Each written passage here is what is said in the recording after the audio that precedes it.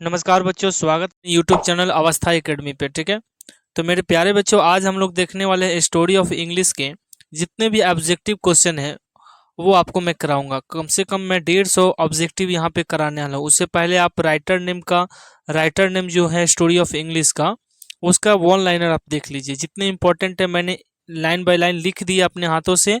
फिर उसके बाद मैं आपको ऑब्जेक्टिव कराऊंगा। इससे आपके 10 क्वेश्चन इंपॉर्टेंट आपके परीक्षा में हूबहू लड़ेंगे। ठीक है, तो आप बेधड़क इस पॉइंट्स को देखते जाइएगा।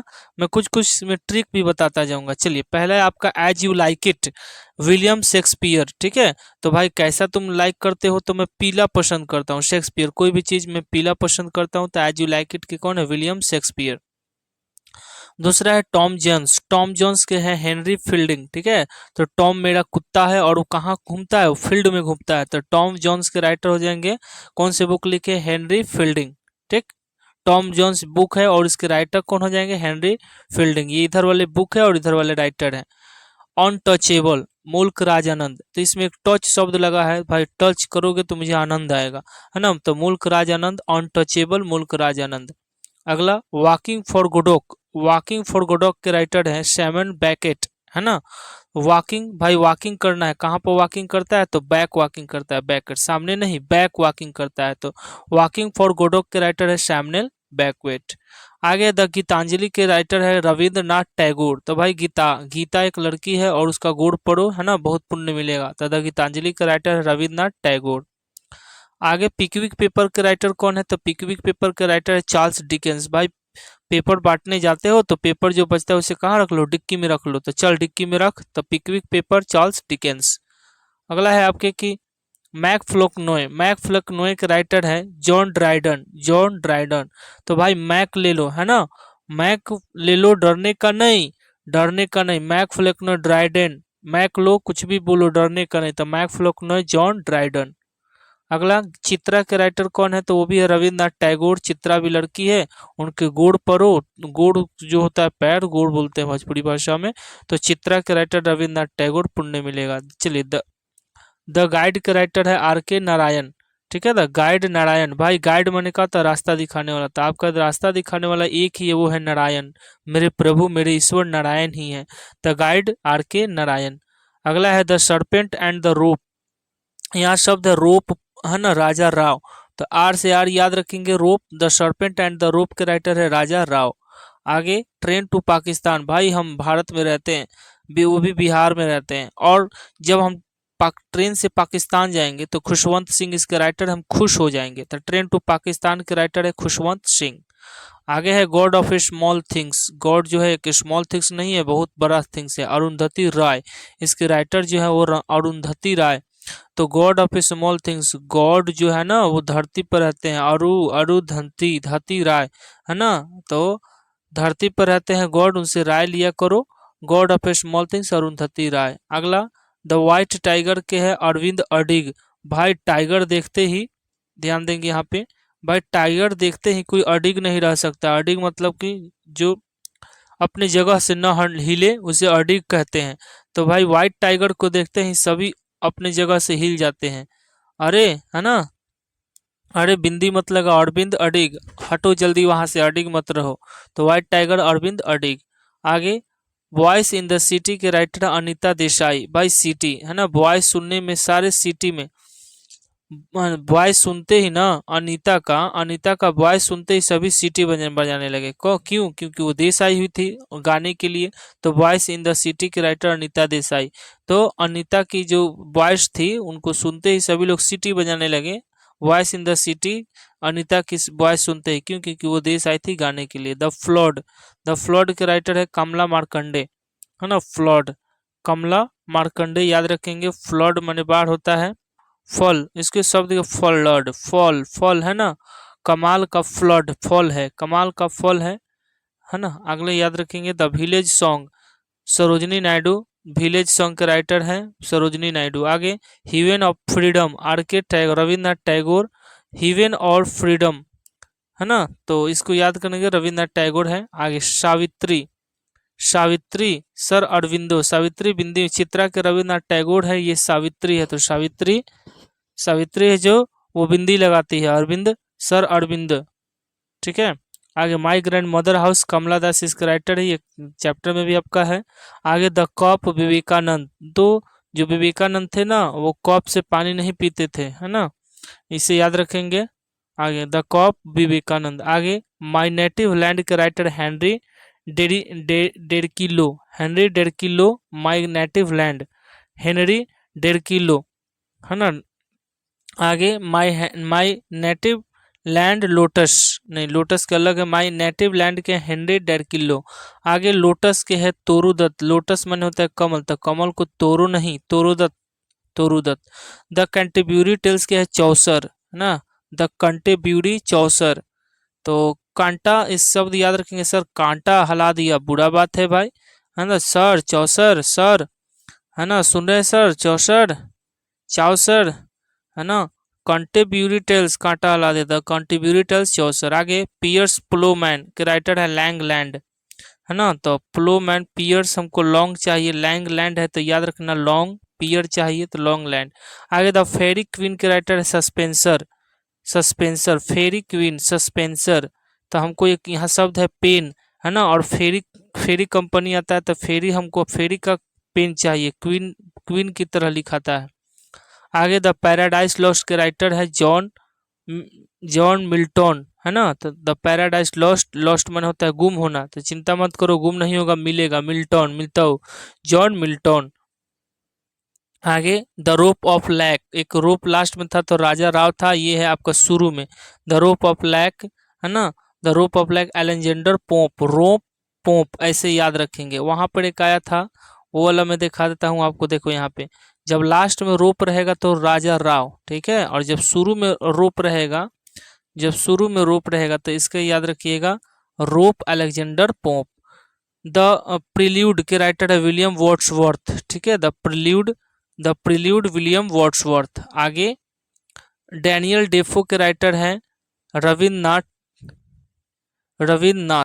यहाँ पर एक इसको सर्च मारकर या कहीं से देख लेंगे, ठीक है ना, थोड़ा सा मुझे डाउट लग रहा है, डैनियल डेफो के राइटर। चलिए आगे देख लेते हैं। The pilgrims progress, the pilgrims progress के राइटर है जॉन बनियान, ठीक है ना।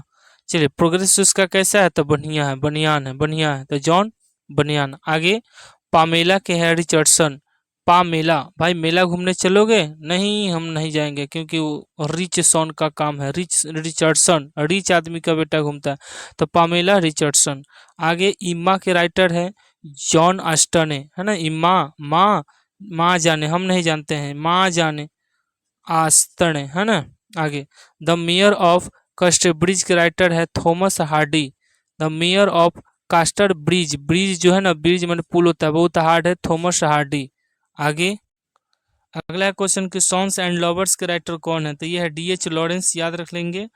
टू द लाइट हाउस के राइटर है Virginia Woolf, to the lighthouse Virginia Woolf, ठीक है। चलिए आगे देखते हैं ऑब्जेक्टिव। आइए स्टोरी ऑफ इंग्लिश का ऑब्जेक्टिव जानेंगे। पहला क्वेश्चन है कि the Anglo Saxon invaded dash in 449, Britain, America, Thailand, Japan.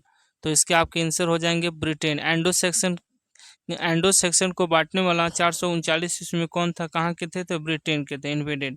आगे दूसरा question, the dash English period is generally considered to be from 1150 से 1500, तो 1150 से 1500 के ईस्वी को कौन सा एज कहा जाता है, ओल्ड, मिडिल, मॉडर्न या पोस्ट मॉडर्न। तो दो के आंसर हो जाएंगे बी, मिडिल, ठीक है। आगे देखेंगे तीसरा क्वेश्चन आपका है,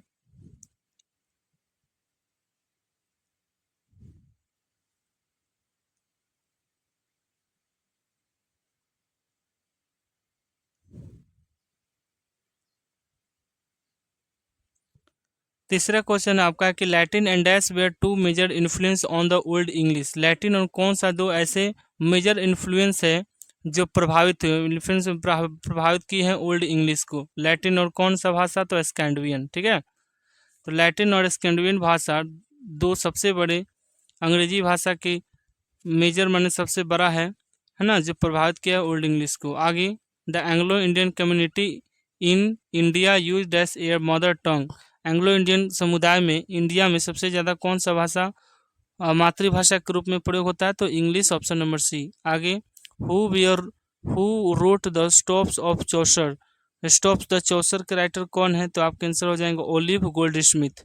आगे, इन द एंशंट टाइम, पुराने जमाने में लैटिन और द स्टैच्यू ऑफ लैंग्वेज, और कौन सी भाषा पूरे विश्व में प्रसिद्ध थी?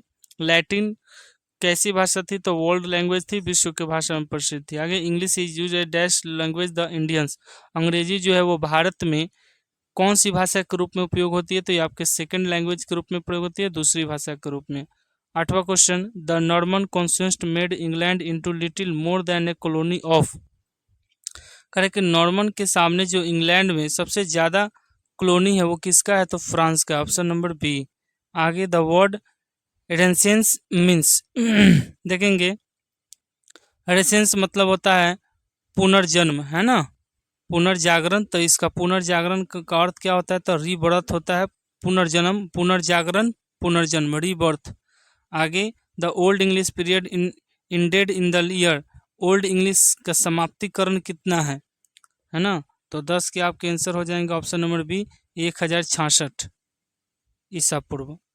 Dash is window the world, विश्व की खिड़की किसे कहते हैं? तो विश्व के लिए खिड़की आपका है इंग्लिश। आगे, has the largest number of the native speaker, कौन सी भाषा में सबसे ज़्यादा वक्ता है? तो ये आपके चाइनीज, ऑप्शन नंबर बी। अगला, dash was a dominant influence on Middle English, Middle English को प्रभावित करने वाले भाषा कौन से हैं? तो आप लैटिन हो जाएंगे, ऑप्शन नंबर ई। आगे, the literature of Anglo Saxon is the of type, कह रहा है कि एंग्लो सेक्शन का जो साहित्य है वो कैसे प्रकार का है? रिलीजियस है, धार्मिक प्रकार का है, ठीक है। एंग्लो सेक्शन ने अपने जो साहित्य लिखा है वो धार्मिकता पर लिखी है, रिलीजियस टाइप्स। आगे, the history of English begin with the comic of the dash from Europe of mainland Britain, कह रहा है कि जो अंग्रेजी की इतिहास की शुरुआत है वो कब से शुरू होकर आई? From Europe of mainland, Britain में, यूरोप से लेकर ब्रिटेन तक, तो एंग्लो सेक्शन के जमाने से। आगे, तो आपके 15 क्वेश्चन हुआ, आइए 16 देखते हैं। 16 नंबर क्वेश्चन तो क्या है, चलिए 17 देखते हैं। Who is considered the greatest English dramatist, कह रहा है कि अंग्रेजी साहित्य का सबसे बड़ा साहित्यकार कौन है, नाटककार कौन है? तो वो है आपके Shakespeare. What has enriched the vocabulary of English, कह रहा है कि अंग्रेजी का शब्दकोश कैसा रहा है? तो बोरोइंग रहा है ना। आपके ऑप्शन नंबर डी हो जाएगा, लगातार बढ़ते रहा है। चलिए आगे, प्रगतिशील रहा है। Which is the first Indian novel in English, अंग्रेजी साहित्य का पहला उपन्यास कौन सा है? तो राजमोहन वाइफ, राजमोहन की पत्नी। English language is dash the Sanskrit and Persian, अंग्रेजी जो है संस्कृत और पारसी से क्या है? यंगर है, छोटा है, ठीक है, याद रखेंगे। अगला, the great vowel shift to the place during, एक महान स्वर परिवर्तन कब हुआ था? मिडिल इंग्लिश में, ऑप्शन नंबर बी। आगे, न्यू वेराइटीज ऑफ इंग्लिश, अंग्रेजी का विभिन्नता, the hat emerge in different parts of the world is called, अनेक प्रकार की भाषाओं में परिवर्तन हो गया, विश्व की भाषाओं में परिवर्तन हो गया, उसे उसे क्या कहा गया? तो न्यू इंग्लिश, है ना। न्यू वेराइटीज ऑफ इंग्लिश को तो जो जोड़ा गया है विश्व की इंग्लिश में, से क्या कहा गया है? मॉडर्न इंग्लिश या new English. Which is the flowing language the youngest, कौन सा इसमें से सबसे छोटी भाषा है? तो D, option number English. Dash is the synonyms of drama, drama का साइनोनिम्स क्या है? मतलब ड्रामा को और क्या कहेंगे? तो प्ले कह सकते हैं, ऑप्शन नंबर डी। आगे, renaissance generated a new spirit of, पुनर्जागरण जो है, पुनर्जागरण वो किससे ज़्यादा प्रभावित होता है? तो इंट्रोस इन इंट्रोपेक्शन से, इसका अर्थ देख लीजिएगा आप। चलिए आगे देखते हैं कि 18वीं शताब्दी में published a dictionary of English language, किसने शब्दकोश अंग्रेजी भाषा का पब्लिश किया, प्रकाशित किया? तो सैमुअल जॉनसन, याद रखेंगे। आगे, Charles Dickens was a novelist of the dash, Charles Dickens Pickwick paper के राइटर हैं और ये कवी शताब्दी के, तो 19वीं शताब्दी के, याद रखेंगे। आगे, the Anglo section wear dash people, Anglo Saxon कहाँ के लोग के, एंग्लो सेक्शन कहाँ के लोग थे? एंग्लो सेक्शन तो जर्मनिक, लैटिन, पारसी या ग्रीक। तो 28 के आपके आंसर हो जाएंगे, ऑप्शन नंबर बी, जर्मनिक। अगला है कि English developed into a single standard, English जो अपने एक साधारण साधारण भाषा में जब विकास किया उसे कहा गया? तो 29 के आपके आंसर हो जाएंगे, option number A is the right answer, Queen's English कहा गया। आगे, Langland is the well known writer. Langland को मुख्य रूप से किस लेखक के रूप में जाना जाता है अंग्रेजी साहित्य में? तो मिडिल युग के ये राइटर हैं। ठीक है, आगे 31 नंबर देखेंगे। Standard British English speech come to be known as. जो स्टैंडर्ड अंग्रेजी ब्रिटिश अंग्रेजी आया, उसका भाषण जो आया उसमें से उसे क्या कहा गया था? तो आपके 31 के आंसर हो जाएंगे option number D, receive pronunciation, है ना, रिसीव प्रोनाउंसिएशन, उच्चारण। आगे, English belong to dash ancient family of language. अंग्रेजी जो पुराने जमाने से बिलोंग करती है, संबंधित है किस परिवार की भाषा से? 32 के आंसर होंगे इंडो यूरोपियन से। The Anglo section invented English in the. Anglo section जो थे इंग्लैंड से कब, किस शताब्दी से जुड़े हैं? तो 33 के आंसर हो जाएंगे ए, 5th सेंचुरी, 5वीं शताब्दी से ही जुड़े हैं। ठीक है, ऑप्शन नंबर ए। आगे, the latest period in the growth and development of the English language में बी कॉल्ड द इरा। जो वर्तमान समय में अंग्रेजी का विकास हो रहा है, अंग्रेजी भाषा का, उसे क्या कहा गया है? तो उसे आपको कहा गया है new English, option number D. अगला, who were called together the Anglo section. Anglo section की किताबें कौन कौन सी? Angels, jutes, sections, all of these answer हो जाएगा, है ना। आगे, द ये क्वेश्चन फिर से समझिएगा कि टुगेदर एंग्लो सेक्शन जिस के साथ जुड़े थे वो कौन कौन है, या वो क्या कहलाता है? एंजल, जूड्स और सेक्शन। अगला, the romantic revival is associated with. Romantic revival के राइटर कौन है? तो 36 के आंसर हो जाएंगे आपका option number C, William Wordsworth. आगे, ओल्ड इंग्लिश का समय बताना है आपको, है ना। ओल्ड इंग्लिश 449 से 1066, 67, 99, 1100 से 1149 या 1150 से 1500। तो 37 के आंसर हो जाएंगे option number A is the right answer, 449 से लेके 1066 तक। अगला कि मिडिल इंग्लिश का समय क्या है आपका? 449 से 1066, 1067 से 1099, 1100 से 1149 या 1150 से 1500। तो 38 के आपके आंसर हो जाएंगे डी, 1150 से लेकर 1500। आगे, English used since 1500 till now is called. अंग्रेजी का जो प्रयोग 1500 से लेकर अब तक ले हुआ है उसे क्या कहा गया है? तो उसे मॉडर्न इंग्लिश कहा गया है या new English, option number C is the right answer. अगला, the history of English language is just about dash year old. जो अंग्रेजी का इतिहास है, अंग्रेजी भाषा का इतिहास, वो वर्तमान में कितने साल पुराना है? तो 40 के आंसर हो जाएंगे ए, 1500, है ना, 500 वर्ष पुराना है। 15 है ना, तो 1500 वर्ष पुराना है। तो इसीलिए तो 1500 से लेकर अब तक को न्यू इंग्लिश या मॉडर्न इंग्लिश कहा गया है। तो इससे पहले सारे पुराने हो चुके हैं। अगला, Bankim Chandra wrote the Rajmohan wife the first Indian novel in English, है ना। भारत अंग्रेजी साहित्य का पहला उपन्यास बंकिम चंद्र चटर्जी ने राजमोहन वाइफ की पत्नी पर लिखी थी, कब? तो ये हो जाएगा 1864 में, option number C is the right answer. आगे देखेंगे, in the old English period the two major influence were. Old English का युग जो है दो सबसे बड़े महत्वपूर्ण भाषाओं से जुड़ा है, कौन कौन? तो एक लैटिन और एक स्कैंडिनेवियन। तो 42 के आंसर हो जाएगा सी। आगे देखेंगे, जब दोनों रहेगा तो जब एक एक में पूछेगा तो लैटिन मारेंगे। द गोल्ड पीरियड ऑफ अंग्रेजी साहित्य का स्वर्ण युग कब है? King Alfred, queen Elizabeth, king Richard second.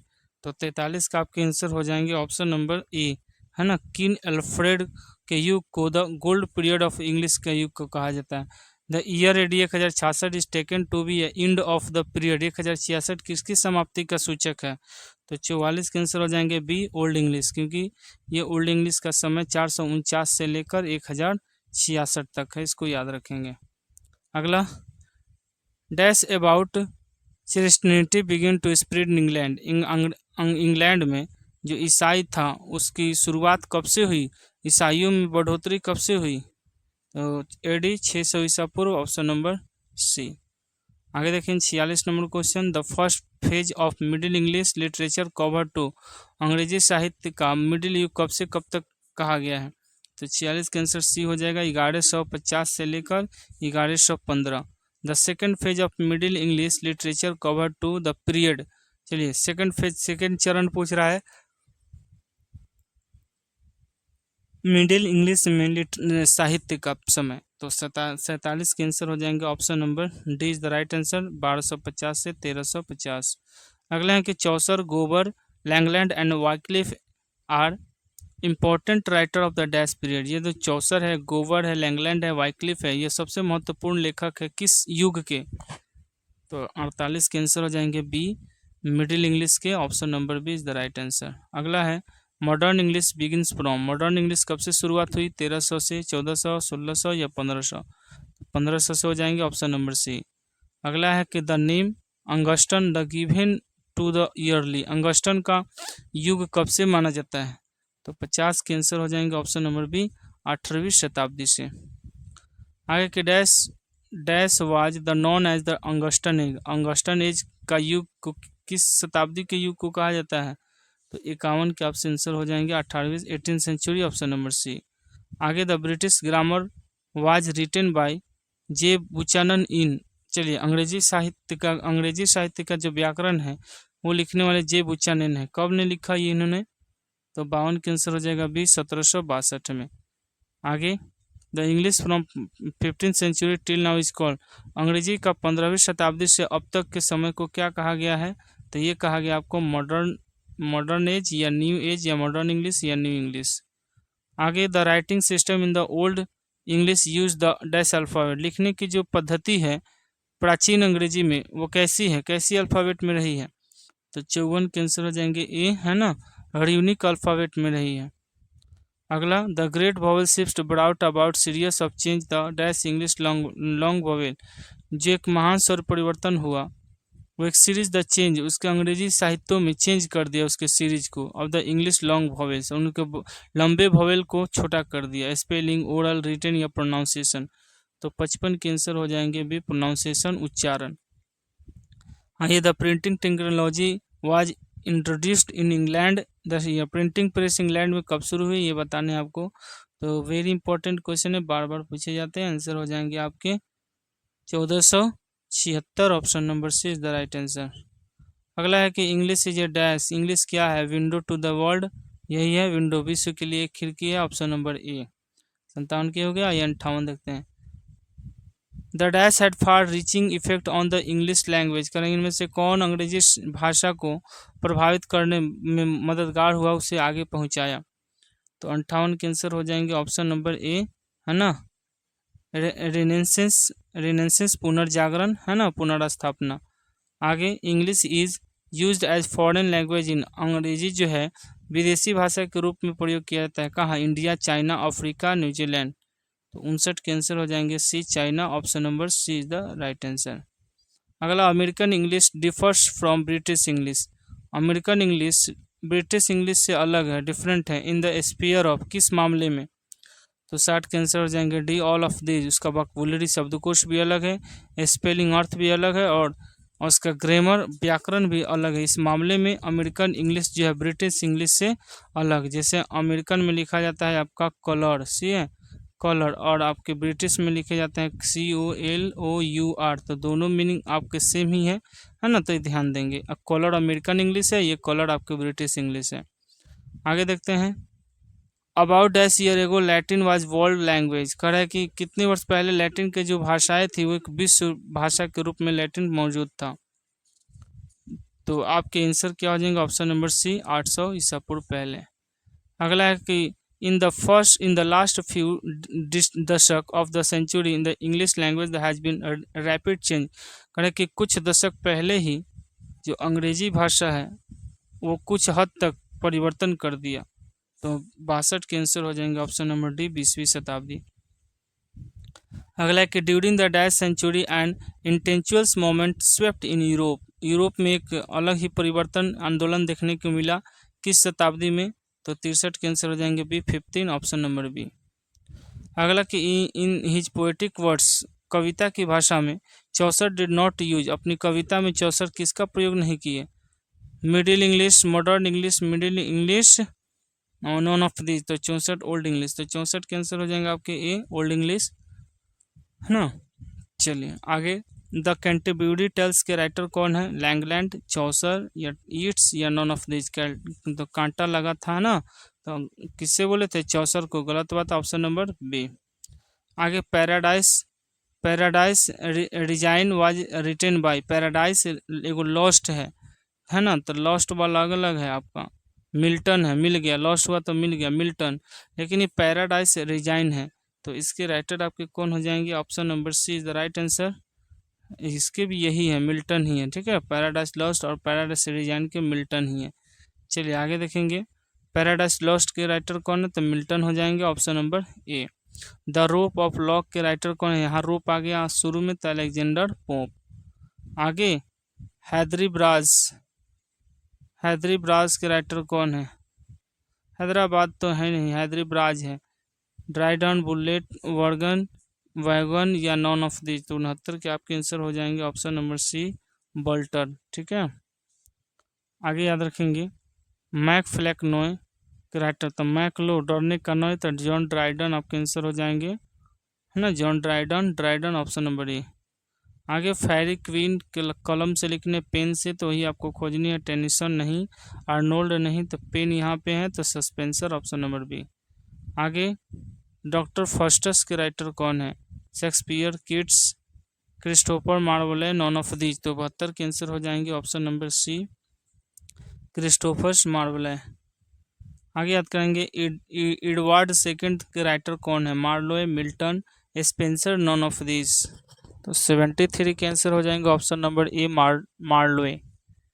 आगे वेनस एंड एडोनिस के राइटर कौन है, was written by Keats, Milton, Shakespeare, none of these, 74 के आंसर हो जाएंगे B, Shakespeare is the right answer. आगे वर्ड्सवर्थ वाज, क्या थे वर्ड्सवर्थ, क्या थे, एक नोवेलिस्ट थे, ड्रामाटिस्ट थे, पोएट थे, नॉन ऑफ दीज, तो 75 के आंसर हो जाएंगे आपके सी, एक पोएट थे। अगला देखेंगे, Hamlet is a dash, Hamlet क्या है, ट्रेजेडी है, फार्स है, कॉमेडी है, नॉन ऑफ दिस, तो हैमलेट एक आपका ट्रेजेडी है, दुख से भरा एक कविता है हैमलेट, ट्रेजेडी।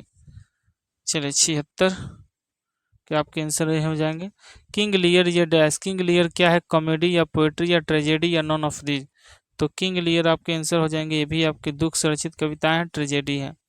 अगला कि Piers the Plowman is written by, बताएं ना, पियर हमको लॉन्ग पसंद नहीं है, तो लॉन्ग लैंग लैंड।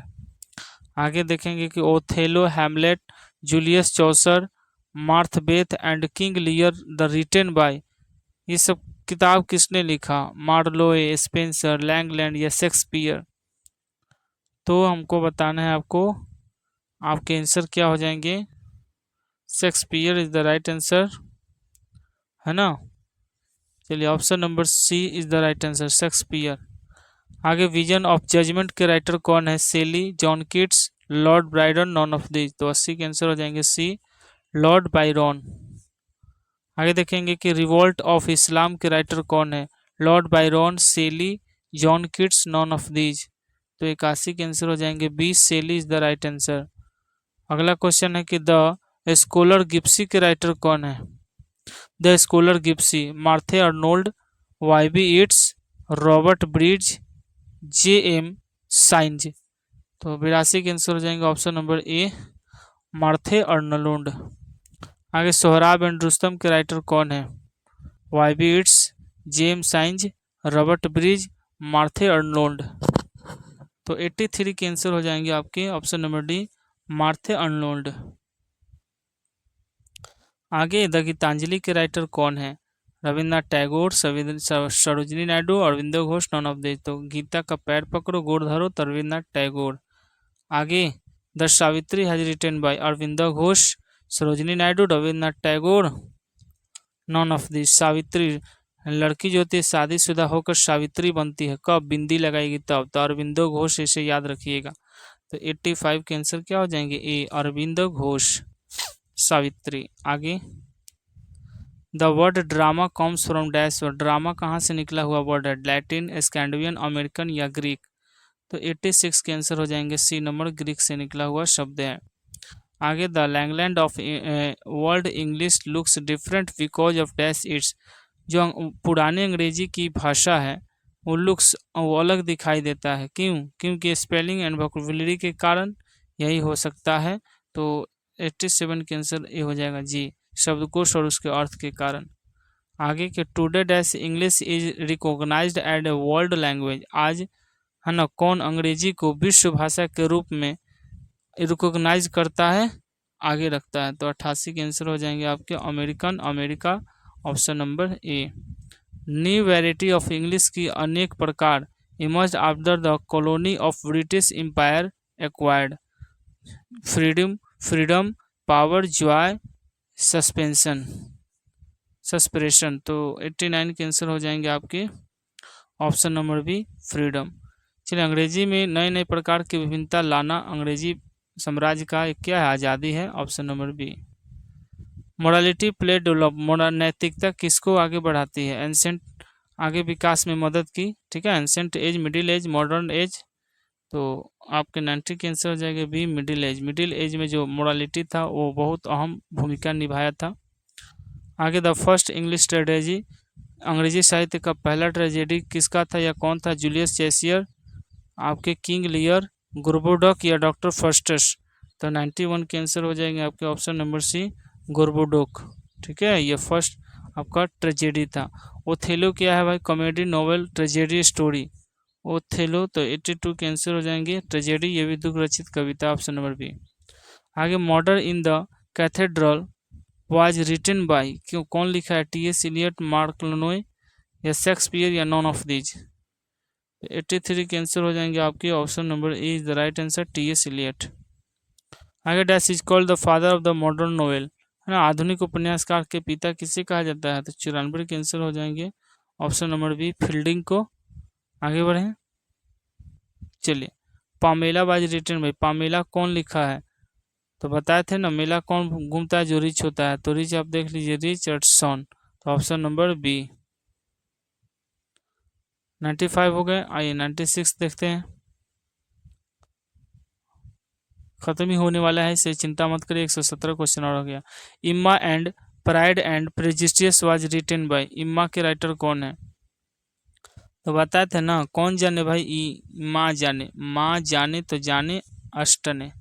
आगे, David Copperfield, Copperfield is written by Fielding, Dickens, Eliot या नॉन ऑफ दीज। तो 97 के आंसर क्या हो जाएंगे आपके, option number C is the right answer, Dickens. Pickwick paper के राइटर कौन है, तो ये भी पेपर कहाँ रखो, डिक्की में, तो डिकेंस, ऑप्शन नंबर बी। आगे, कुली के राइटर कौन है, करीना देसाई, अनीता देसाई, राजा राव या मुल्क राजानंद। तो कुली के राइटर ट्रिक से याद कर लीजिएगा, मुल्क राजानंद। जो भी हमारे कुली है वो कभी भी आनंद नहीं है, लाइक का रहेगा तो आज यू लाइक इट, मुल्क राजानंद।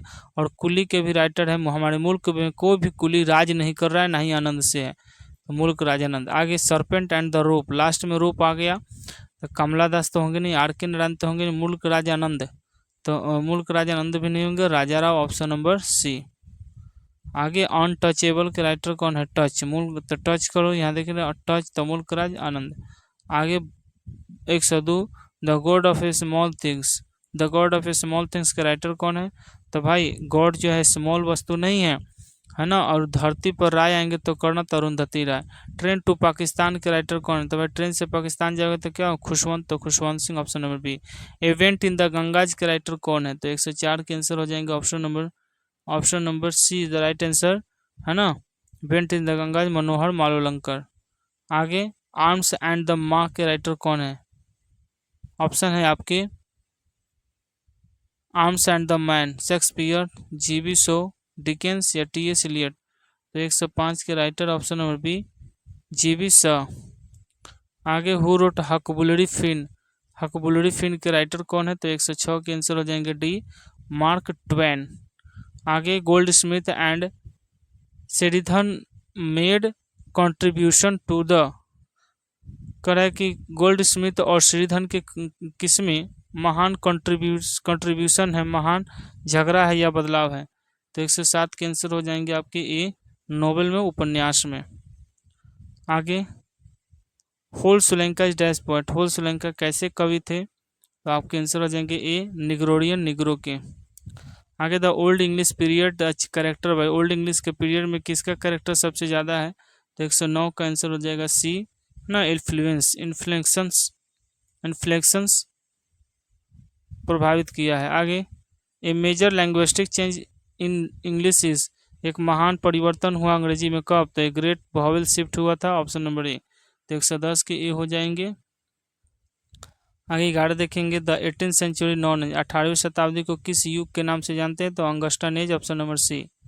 112 देखेंगे Oliver Goldsmith emphasised on purity of, तो 112 के आंसर हो जाएंगे बी विलेज लाइफ, है ना। ओलिवर गोल्ड स्मिथ ने अपनी कविताओं में प्यूरिटी किस शुद्धता को दिखाया है, तो विलेज लाइफ, गांव और देहाती जीवन को। A wrote a passage to India, a passage to India के राइटर कौन है, E.M. Poster, Y.B. It's, T.S. Elliott, D.H. Lawrence, तो 113 के आंसर हो जाएंगे ऑप्शन नंबर ए, है ना, E.M. फोस्टर। आगे today it is impossible to think and imagine a world without the, 114 के आंसर हो जाएंगे option number B is the right answer, ना, प्रिंटिंग मशीन। टुडे आज सोचना बहुत असाधारण है एंड इमेजिन, और सोचना और इमेजिन करना भी विश्व के लिए, है ना, क्यों, विदाउट किसके बिना, प्रिंटिंग मशीन, प्रिंटिंग प्रेस के बिना कोई भी काम करना अधूरा है। स्पेलिंग कलर यूज, कहाँ के स्पेलिंग कलर प्रयोग किए थे, इंडियन, ब्रिटिश, फ्रेंच या अमेरिकन, तो 115 के आंसर हो जाएंगे आपके डी अमेरिकन, ठीक है, बताए थे। आगे द हु रोट इंडिमन, इंडिमन के राइटर कौन है आपके, तो 116 के आंसर हो जाएंगे option number B John Keats, मन है तो किटकैट खा लो, तो इंडिमन जॉन किट्स, और ऑटोमन के भी John Keats. The test of which period are difficult to read and understand, कह रहा है कि किस अंग्रेजी को पढ़ना बहुत कठिन और डिफिकल्ट टू रीड, पढ़ना और समझना कठिन है, तो 117 के आंसर बी हो जाएंगे option number old English. I hope 150 आपके ऑब्जेक्टिव क्लियर हो गए। इसमें से आपके 10 क्वेश्चन अगर पूछेगा ऑब्जेक्टिव के लिए, तो आई होप इस वीडियो को देखकर आप कर सकते हैं। मिलते हैं नेक्स्ट वीडियो में, तब तक के लिए जय हिंद।